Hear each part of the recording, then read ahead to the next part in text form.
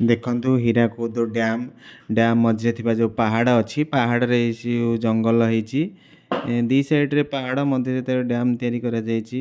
ପୃଥିବୀର ସବୁଠାରୁ ଦୀର୍ଘତମ ଡ୍ୟାମ୍ ଏଇଟା। ମହାନଦୀର ପାଣି ଦେଖୁଛନ୍ତି କେତେ କାଚ ଭଳି ପୁରା ନିର୍ମଳ ପାଣି, କାଚ ଭଳି ପୁରା କାଚ କେମିତି ଭଳି। ଏଇଟା ଦେଖନ୍ତୁ ଡ୍ୟାମ୍, ଏପଟେ କିଛି ଡ୍ୟାମ୍ର ଗେଟ୍ ଅଛି, ମହାନଦୀ ସେପଟେ ବି କିଛି ଡ୍ୟାମ୍ ଅଛି। ଆମେ ଗୋଟେ ପଟେ ଦେଖିଥିଲୁ। ଏଠି ଦେଖନ୍ତୁ ଏଇଟା ଇଲେକ୍ଟ୍ରି ଉତ୍ପାଦନ ଯେଉଁ ହେଉଛି ଏଇଟା ତା'ର ଷ୍ଟ୍ରକ୍ଚର। ଏଠି ଇଲେକ୍ଟ୍ରିର ଷ୍ଟ୍ରକ୍ଚର ଉତ୍ପାଦନ ହେଉଛି। ତଳକୁ ତଳ ଏମିତି ଆହୁରି ବହୁତ କେତେ ଗୁଡ଼ିଏ ଷ୍ଟ୍ରକ୍ଚର ଅଛି। ନଦୀ ସେପଟେ ମଧ୍ୟ ଏମିତି ଷ୍ଟ୍ରକ୍ଚର ଅଛି ପୁରା ତଳକୁ ଯିବା ପାଇଁ। ଏଇଟା ହେଉଛି ଡ୍ୟାମ୍ ଅଫିସ୍ ଘର। ଅଫିସ୍ ଦୁଇ ପଟରେ ବି ଅଛି, ଏପଟେ ଗୋଟେ ଅଫିସ୍ ଏପଟେ ଗୋଟେ ଅଫିସ୍। ପଛପଟେ ଦେଖନ୍ତୁ କେତେ ସୁନ୍ଦର ପାହାଡ଼ ହେଇଛି। ଚାରିଆଡ଼େ ଖାଲି ପାହାଡ଼, ଯୁଆଡ଼େ ଦେଖିବ ସିଆଡ଼େ ଖାଲି ପାହାଡ଼। ପାହାଡ଼ ମଝିରେ ପାଣି ବହୁତ ସୁନ୍ଦର ଦେଖାଯାଉଛି। ଏଠି ମଝିରେ ଗୋଟେ ଆଇଲ୍ୟାଣ୍ଡ ଭଳିଆ ଗୋଟେ ଟାପୁଟେ ଅଛି ମହାନଦୀ ମଝିରେ କିଣି।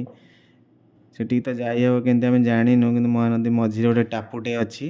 ବହୁତ ପରିବେଶ ପୁରା ଏକଦମ ବହୁତ ସୁନ୍ଦର। ବୁଲିବାକୁ ଆସନ୍ତୁ, ଓଡ଼ିଶାର ବହୁତ ବଢ଼ିଆ ଜାଗା ଏଠି।